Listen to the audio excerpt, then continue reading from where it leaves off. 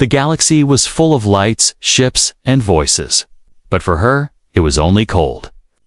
She walked alone through the long steel corridor of the Keleth mining station, her boots making small echoes on the metal floor. People passed her without looking. Some looked away quickly, as if her shadow could hurt them. She was called the Widow of Veranine. No one asked for her real name anymore. No one wanted to know. A human woman with a black coat and tired eyes, moving from station to station. Never staying, never welcome. Every docking bay smelled of fuel and rust. Every trader's voice was loud when selling goods, but when she came close, their voices fell silent. It had been months since she had spoken to anyone for more than a few words. She was used to it now, or at least she told herself she was. She reached the food stall at the corner of the market. The alien cook, a tall being with green skin, shook his head before she even spoke. "No food for you, human," he said. His eyes were not cruel, just afraid.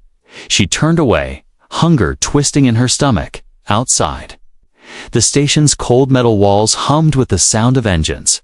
She went to the lower level, the part of the station no one wanted to be in. It was dark, the lights flickered, the smell of oil and ice mixed in the air. She found an old, broken bridge between storage units. It was not a real bridge, just a steel beam above a vent that blew weak, warm air. She sat there, pulling her coat tight. Her fingers were numb.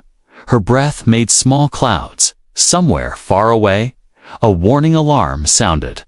She didn't care. Nothing in this galaxy cared for her. No home wanted her, not even other humans. All she had now was the silence. But then she heard footsteps. Slow, heavy steps, too steady for a drunk miner. They were coming closer.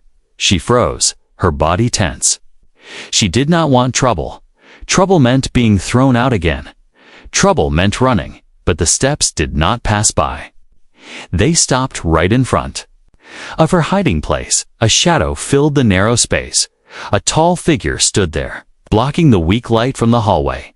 His armor was dark and dented, marked with strange symbols she did not know. His helmet covered his face, but two small orange lights glowed where his eyes should be. In his hands, he carried something. It glowed softly, a deep, reddened light. It was not a weapon, at least. Not any weapon she knew. It looked like a small metal sphere, and from it came a heat she could feel even from where she sat. The warmth touched her skin like a memory. She had almost forgotten what it felt like to be warm. It spread through her cold bones. The armored figure took one step closer. She could see now that he was not human. His movements were too smooth. To silent, his armor seemed to breathe, small vents opening and closing like lungs. She wanted to speak, to ask what he wanted, but her throat felt dry. He lowered the glowing sphere to her level, and for a moment she saw her reflection on its curved surface, pale face, cracked lips, and eyes that still held a small spark. Then he spoke. His voice was deep, with a strange echo. "Come with me if you want to live." The words hit her like a strike. She had heard them before, long ago, in another place. But from who? She could not remember. Her instincts screamed not to trust him. No one had helped her in months. Why would he? There had to be a reason, and reasons in this galaxy were never free. Still, the warmth was real. She could feel it in her skin, in her chest. In her shaking hands, her body wanted to follow that warmth. Why? She asked, her voice cracked like thin glass. He tilted his head slightly, as if studying her. "Because," he said, "no one else will." Something in his tone made her heart beat faster. It was not kindness. It was something heavier. Something she did not yet understand. She looked past him into the hallway. It was empty, silent. The station felt suddenly too quiet, as if holding its breath, far away. She thought she saw movement, small, quick shadows slipping between the flickering lights. A cold wind rushed through the corridor. She pulled her coat tighter. The stranger stepped aside, holding the sphere closer to her. The heat was almost pulling her forward now. She could smell something in it. A faint scent of metal and smoke. Behind the shadows in the distance, a low hum began to rise. It was the kind of sound you felt in your bones. She knew that sound, engines powering weapons, something was coming. Her heart pounded. She had to choose, stay here in the cold, and face whatever was hunting her, or follow this armored stranger into the unknown. The glow lit the side of his helmet, and for the first time she thought she saw a scar. A deep line across the metal.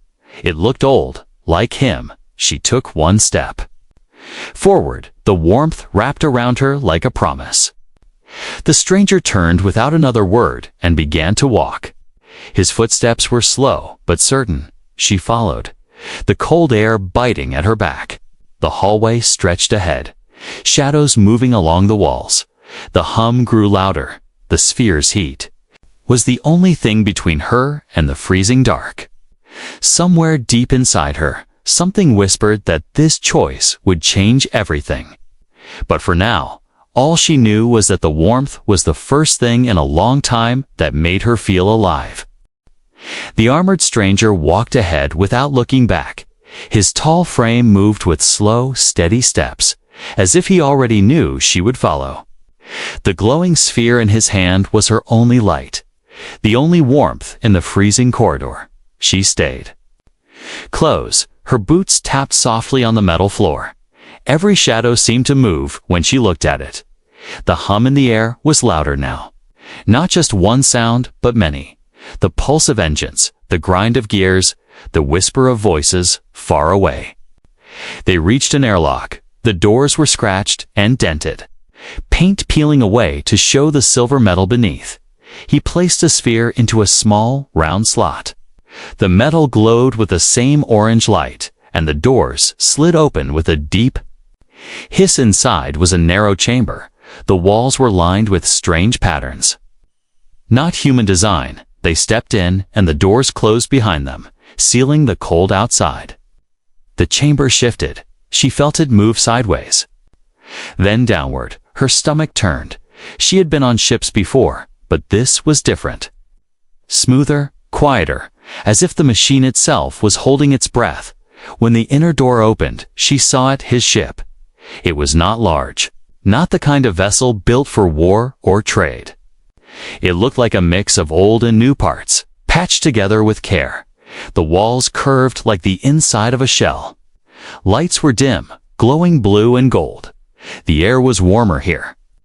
With a faint smell of smoke and herbs, he walked to the center, placed the glowing sphere on a metal stand. The light spread through the floor like veins, carrying heat into every corner. "You are safe now," he said. His voice was still deep. Still strange. She stepped forward, looking around. The floor hummed softly under her feet. There were no windows, only small round screens showing the outside, the frozen mining station, fading behind them as the ship drifted away. "What is this place?" she asked. "My home," he answered, "for now." His armor hissed as he unlocked parts of it. The plates shifted, folding back into themselves, revealing a tall alien with skin like polished stone, dark blue, with faint cracks glowing faint. Silver. His eyes were not orange lights anymore, but a deep gold that seemed to see everything. She had never seen one of his kind up close, but she had heard the stories. His species had fought against humans in the outer wars. They were warriors, never merciful, yet here he was, giving her warmth, shelter, and not asking for payment. He moved to a small table and poured something into 2 metal cups. The smell was sharp and strange. He handed her 1 cup. She hesitated, but the heat rising from it made her hands ache with longing. She drank. The liquid was bitter, but warm, spreading through her chest like fire. "You were on the lower deck," he said, not asking, but stating. "That place is dangerous." "I had nowhere else to go," she replied. Her voice was steadier now. He studied her for a moment, as if weighing her words. No one else would help you, he said. I know that feeling. She frowned. Someone like you? Alone? He didn't answer. Instead, he walked to the far wall. Pressed a panel. A compartment opened, showing racks of weapons, most unlike anything she had seen before. Curved and sharp, some glowing faintly. Others looked old. Kept for memory, not. Use, you fight, she said quietly. I fought, he corrected. Not anymore. Silence filled the room. The hum of the ship was the only sound. She felt her body relax against the seat. But her mind stayed alert. This was still a stranger. And strangers always had reasons. What do you want from me? She asked. His golden eyes met hers. Nothing you are not willing to give. He said. The words hung in the air. They were not a threat, but they were not simple kindness either. Something else was there.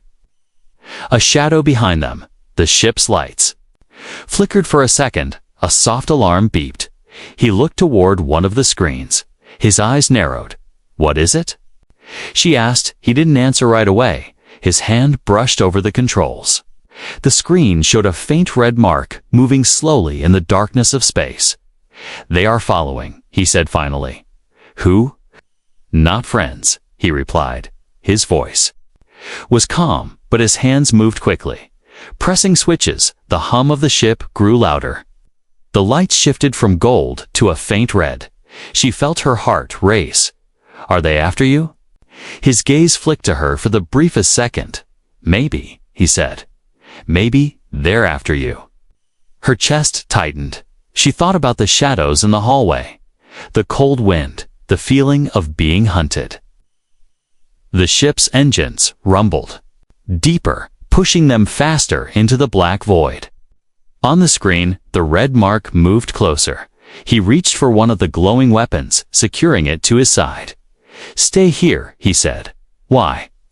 She asked, standing up. Because if they board this ship, he said. I don't want you in the crossfire. Before she could answer, the lights flickered again. This time, the hum of the ship was joined by something else. A faint knocking. Sound, metal against metal, coming from outside. Her blood went cold. What is that? He didn't turn to face her. His voice was lower now, almost a growl. They've found us. The knocking on the hull came again, louder this time. Each sound was slow. Deliberate, like a warning, she stood frozen.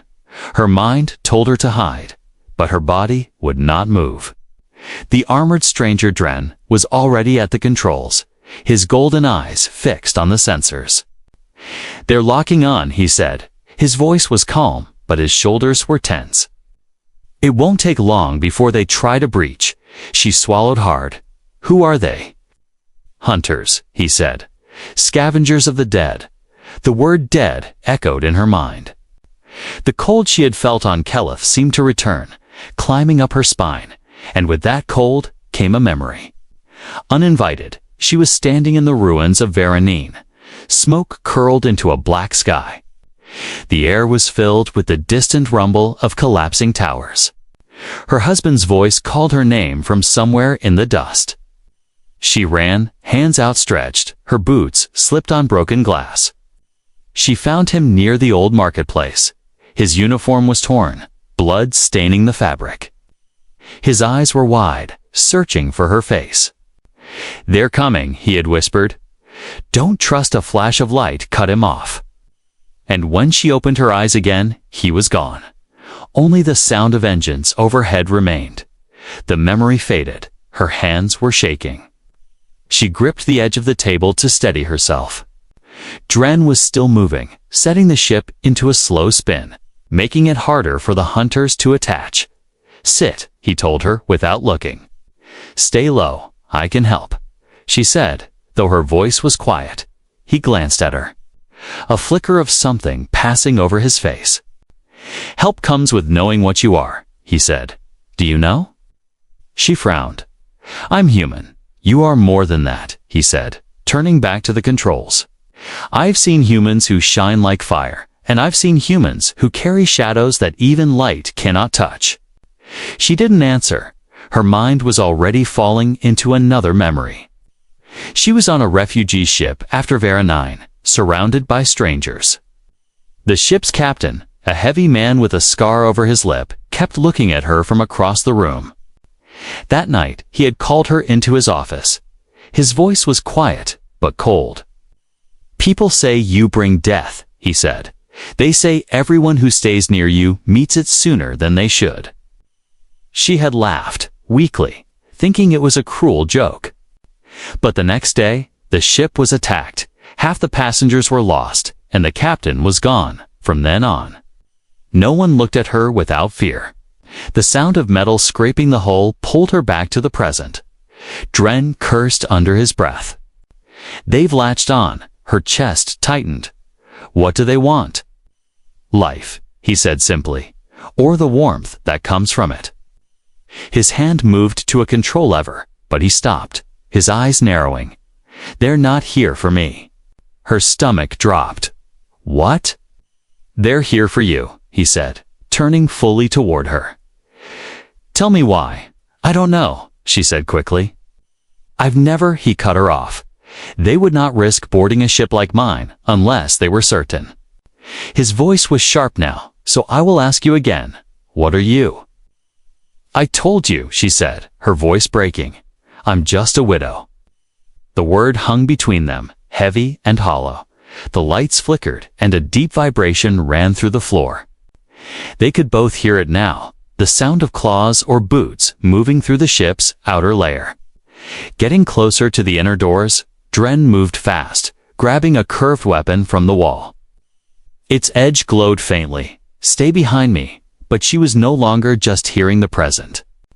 Another memory was pulling her under a firelit room on Earth, years before Vera 9.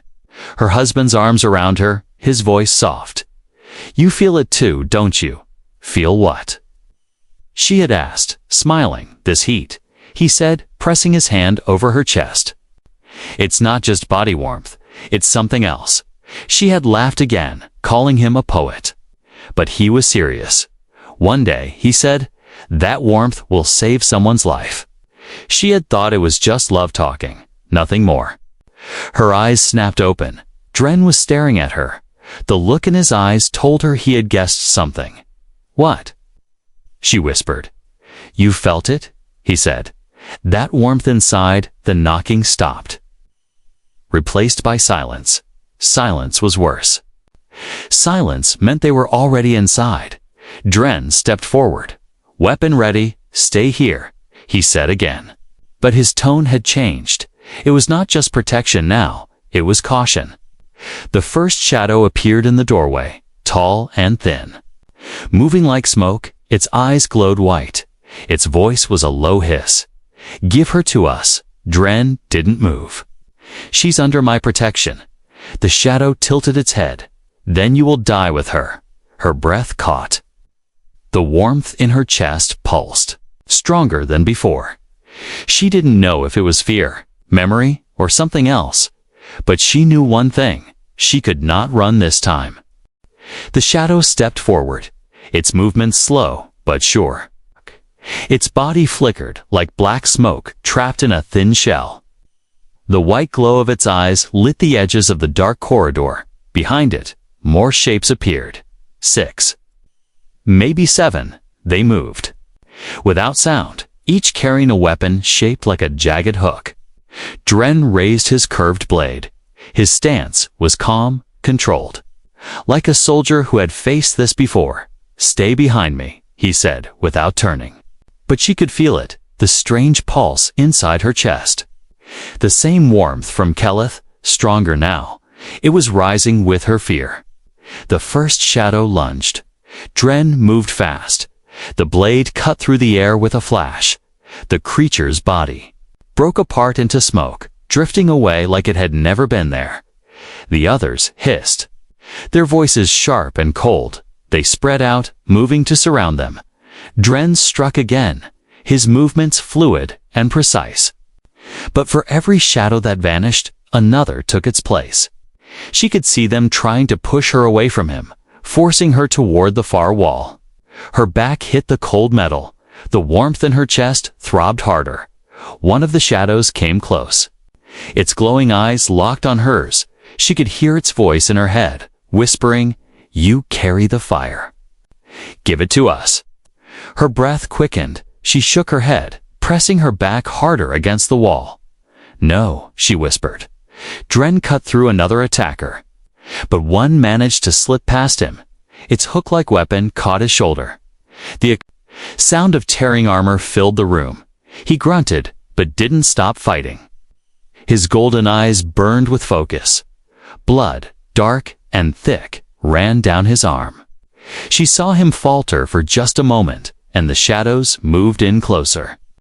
Sensing weakness, she knew that if Dren fell, they would take her, and deep inside, something told her they wouldn't just kill her, they would take whatever this fire was, and she would never be herself again. Her hands clenched into fists. The warmth inside her pulsed like a heartbeat. Faster, hotter, the shadow nearest to her reached out. Its hand was cold, so cold it burned. The moment its fingers brushed her skin, the heat inside her exploded. It was not like fire in a room. It was like sunlight under her skin.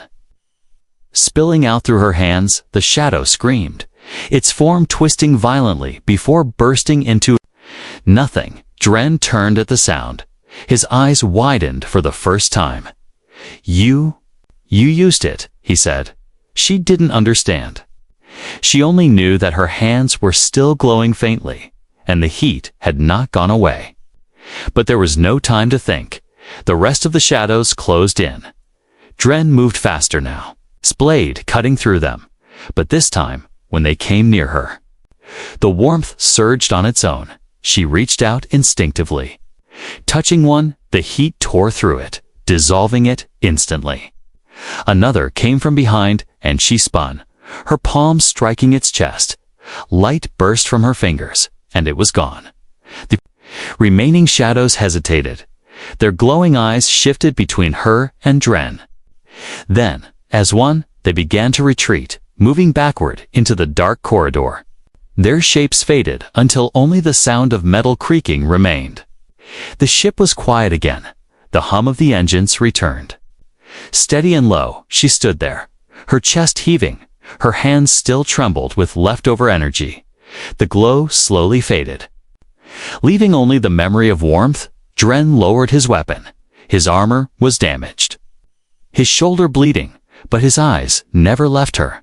"That," he said, his voice low, "is why they came for you." She swallowed. "What was that? What did I do?"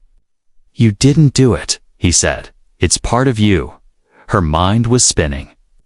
"But I've never," he cut her off. "Not all humans have it," he said. "Some are born with the warmth, the kind that can heal or destroy. The shadows feed on it." She backed up a step. "Destroy.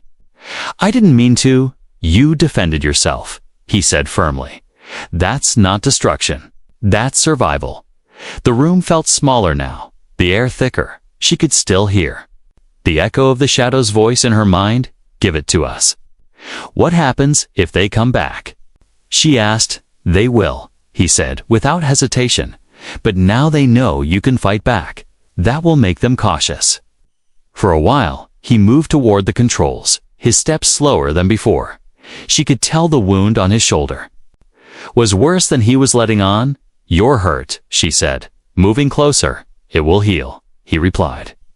But the way he gripped the edge of the console told her it was not that simple. The warmth inside her stirred again, softer this time, not burning, but steady. She hesitated, then reached out, placing her hand over his wound. He didn't pull away. A faint golden light seeped from her fingers into his skin. The torn edges of flesh began to close. The bleeding slowed.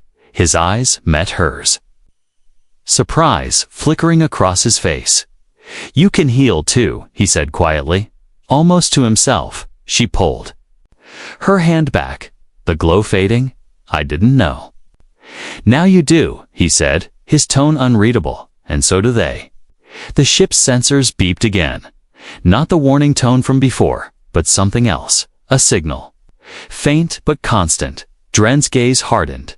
They left a tracker. Her stomach turned, so they'll find us again. Yes, he said, gripping the controls, unless we find them first. The engines roared, and the stars outside began to shift. The hunt had already begun. The ship moved through the black sea of space. Stars drifted past the screens like cold sparks. The hum of the engines was steady, but the air felt heavy. She sat in the co-pilot seat, watching Dren's hands move over the controls. His golden eyes stayed fixed on the displays, but she could tell his thoughts were far away. Where are we going? She asked. To a place they won't follow. He said, not yet. The words not yet stayed in her mind. The shadows had retreated, but they had left a tracker, and if they could find her once, they could find her again. Her hands rested in her lap. She could still feel the ghost of that warmth under her skin. The same heat that had burst out when the shadows touched her. It frightened her almost as much as it comforted her. She glanced at Dren. You knew about this? This thing. In me, he didn't look at her, I suspected. How it? Because I've seen it before, he said quietly. Once. The ship's lights dimmed as it entered a narrow asteroid field. Massive rocks drifted slowly in the dark, each one big enough to crush the vessel if they hit. Dren guided the ship with smooth movements weaving between them. She waited until they were clear before speaking again. You didn't just help me because I was cold and dying on Keleth. This time, he looked at her. His gaze was sharp, weighing her words. No, he admitted. I helped you because your kind is rare. And because I need you. The words struck her harder than she expected. Need me? For what? He leaned back in his seat, his voice low but steady. There's a war coming. Not the kind fought with fleets and armies. This will be fought in shadows, with things most species can't even see. Your warmth, your fire, is one of the only weapons that can stop it.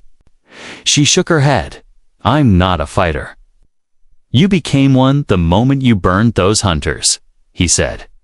You may not want this, but it's in you, and now that you've used it, you can't hide.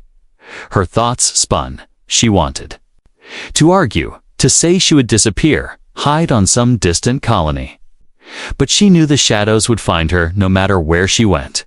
You said you've seen this before, she said. Who was it? His eyes shifted, a rare flicker of emotion crossing his face. A human soldier. He said, many years ago, he could light up a battlefield with his fire, heal allies, and destroy enemies. He saved my life once. What happened to him? She asked. Dren's jaw tightened.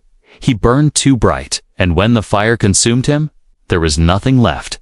A chill went through her. So this warmth, it can kill me. If you let it control you, he said, but if you learn to control it, it can make you unstoppable. The ship's sensors beeped softly. Dren glanced at the display. We're here. She looked out the screen ahead, was a massive ring of debris orbiting a dark planet. Old ships, broken stations, and forgotten satellites floated in the ring like the bones of giants. What is this place? She asked. A graveyard, he said, and a hiding place. The ship slipped between the wreckage, weaving past twisted hulls and shattered towers.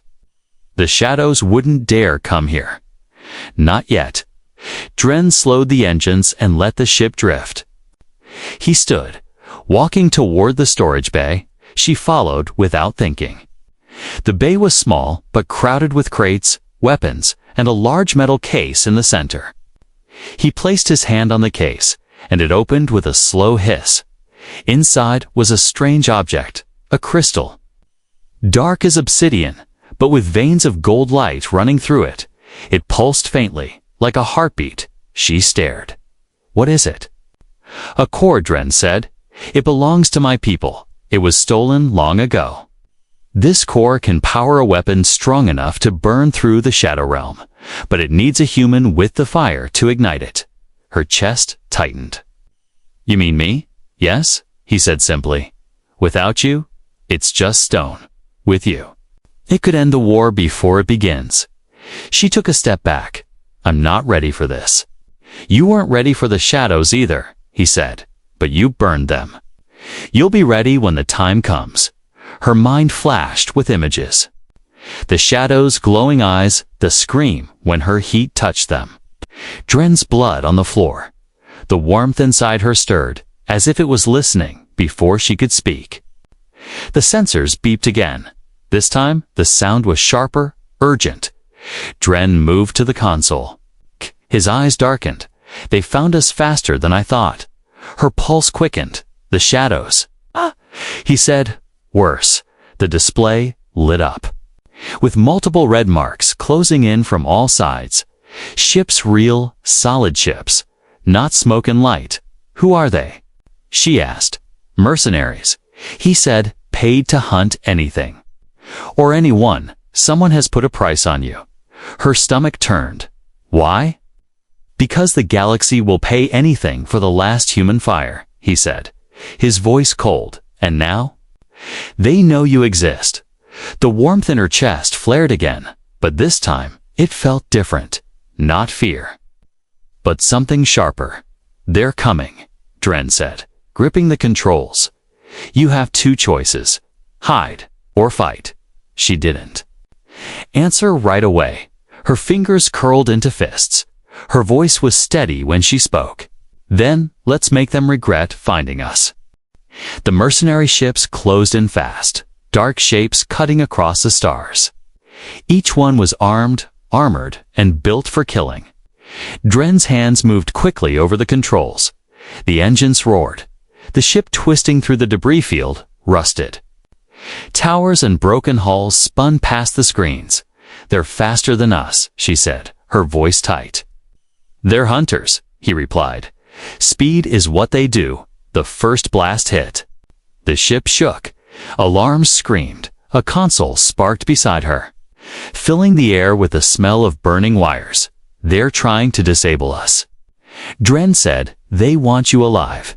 She gripped the seat. Then they'll get nothing, but... The next hit knocked the ship sideways. Dren fought to steady it. The metal groaned around them. They'll board soon, he said. If they breach the hull, stay behind me. Her chest tightened.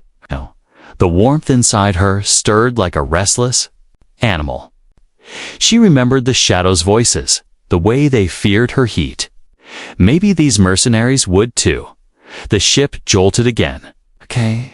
A loud clang echoed through the hull. The sound of a docking clamp locking in place. They're here, Dren said. Pulling his curved blade from its mount, his eyes met hers. This will be worse than the shadows. The first mercenary came through the breach in a shower of sparks. A massive alien in thick armor, carrying a weapon that looked like a saw, fused with a rifle.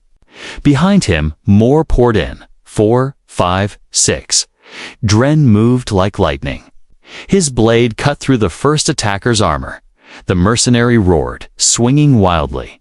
She ducked as the weapon smashed into the wall, sending shards of metal flying. Another mercenary rushed her. She raised her hands without thinking. The warmth burst out, hitting him in the chest. His armor glowed red before he dropped. Motionless, the others hesitated for a split second. Then came at them all at once. The room was chaos sparks, shouting.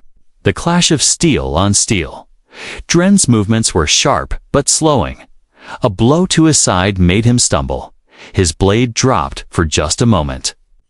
And that was all it took. One mercenary drove a blade into his chest. Dren. She screamed. The sight of him falling tore through her like fire. The warmth inside her surged, stronger than ever before. It wasn't just heat now. It was a storm. She stepped forward, her hands blazing gold. The nearest mercenary swung at her, but the heat in her palm caught his weapon mid-swing. The metal bent and twisted as if it had been in a forge for hours. She shoved him back, the force sending him crashing into two others. Her vision blurred. The ship, the mercenaries, even Dren. All of it felt distant. The only thing she could feel was the fire rushing through her veins. 2 more came from the side. She spun, the movement sending a wave of golden light across the floor. It struck them both, knocking them flat. The last mercenary standing aimed his weapon at her. She raised her hand. The heat exploded outward. Swallowing the gun in molten metal, the weapon dripped to the floor. Useless. Silence fell. Smoke hung. In the air, the mercenaries who could move crawled toward the breach, dragging their wounded. None looked back. The fire in her slowly faded.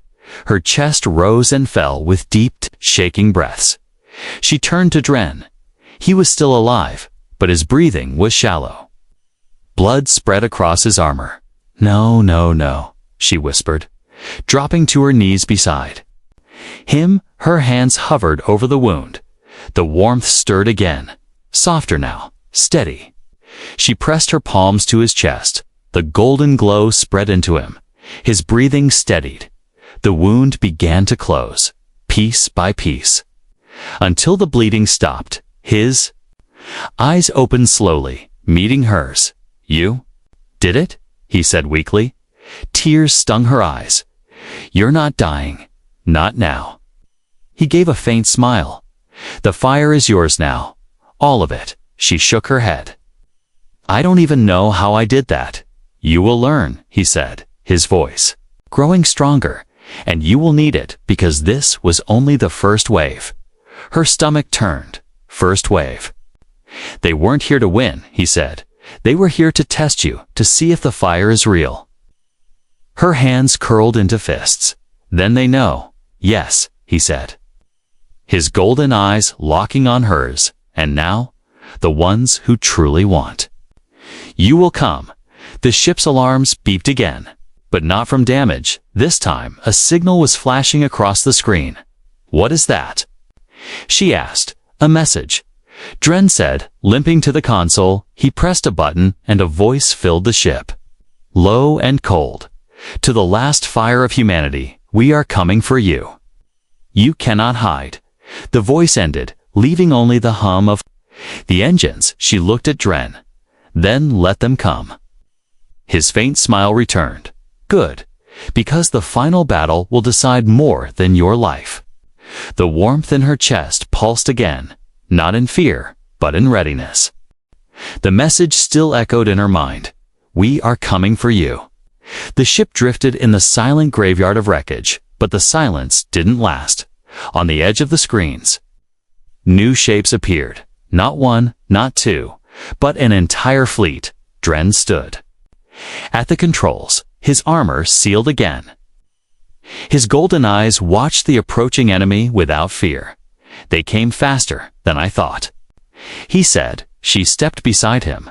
The warmth in her chest pulsed. Not wild this time, but steady. It felt like it was waiting. The enemy ships moved into formation. Their hulls were black with crimson markings, engines burning bright. They didn't try to hide. They wanted her to see them. "They want you to be afraid," Dren said. "Don't give them that." Her eyes narrowed. "I'm not afraid anymore." The first wave broke off from the fleet, small attack craft speeding toward them, weapons armed, energy beams glowing in the dark. Dren's hands moved over the controls. "Hold on." The ship spun, diving through the debris field. Shattered metal scraped past. Enemy fire lit the wreckage around them. She gripped the seat. The warmth rose higher. She could feel the enemy, not just see them. Like a cold pressure pressing against her fire, trying to snuff it out. "There. Not just using ships," she said. "They're reaching for me." "Yes," Dren replied. "They will try to take your fire before they even touch you." The pressure grew heavier. Her breathing quickened. "It's like they're pulling at me." "Then push back," he said sharply. "Don't let them take it. Make them feel it." She closed her eyes, focused on the warmth. It swelled inside her, bright and fierce. The pressure faltered, and she pushed harder, sending her heat outward like a wave. On the screens, several enemy craft faltered, their engines sputtering. They drifted into the wreckage and exploded. Her eyes opened, her chest rose with steady breaths. It worked. Dren gave a short nod. Good. Now we finish this. The enemy flagship moved forward, larger than anything she had ever seen. Its weapons glowed with the energy of a dying star. The sight made her heart pound, but the warmth flared stronger in response. The ship was dangerous, yes, but it was also a target. They'll destroy us before we even get close. She said, not if you burn brighter than they can see. Dren replied, the flagship fired. A beam of pure energy cut through the dark. Dren swerved the ship hard, the blast missing them by meters. The force shook the hull. Get me close, she said suddenly. Her voice was calm, but there was steel in it. Dren glanced at her. Close enough? For what? You said the core needs my fire to ignite, she said. Then let's use it. His eyes locked on hers. Then he turned back to the controls. Hold on tight. The ship dove low. Weaving through the enemy fleet, smaller craft tried to cut them off, but her fire lashed out without thought. Waves of heat rippled from the ship, knocking them out of the fight. The flagship loomed ahead, its dark surface covered in crimson lines that pulsed like veins. Dren brought the ship within striking range. Now, he said. She ran to the storage bay. The crystal core sat in its case. She placed both hands on it. The warmth inside her roared. Gold light flooding into the stone. The veins inside the crystal flared bright. The hum of the ship deepened as the power spread through every wall, floor, and circuit from the cockpit. Dren shouted, they're locking weapons on us? Then let's end it, she called back. The crystal blazed like a small sun. The light poured out of the ship in a beam so bright it painted the graveyard gold. It struck the flagship dead center. The crimson veins turned white, cracks ripping across its surface. The enemy ship didn't just explode, it dissolved into light. The rest of the fleet broke formation, retreating into the dark. The light faded. The crystal dimmed in her hands. The warmth inside her settled. Not gone, but calmer. Dren walked into the bay. His armor was scorched, but he was smiling. Faintly, you did it. She shook her head. We did it. He stepped closer. The war isn't over. This will make them afraid. But fear only makes enemies desperate. She looked down at her hands. Then we keep fighting. Together, he said. The ship drifted out of the graveyard, leaving the shattered remains of the enemy behind. She stood at the viewport, watching the stars. The galaxy may still hate me, she said quietly, but now it will fear me too. Dren's voice was steady. And one day, it will thank you. The warmth pulsed again. A reminder that her journey wasn't ending. It was only beginning. Somewhere out there, in the endless dark, more enemies waited. And somewhere deep inside her, the fire waited too, ready to burn again.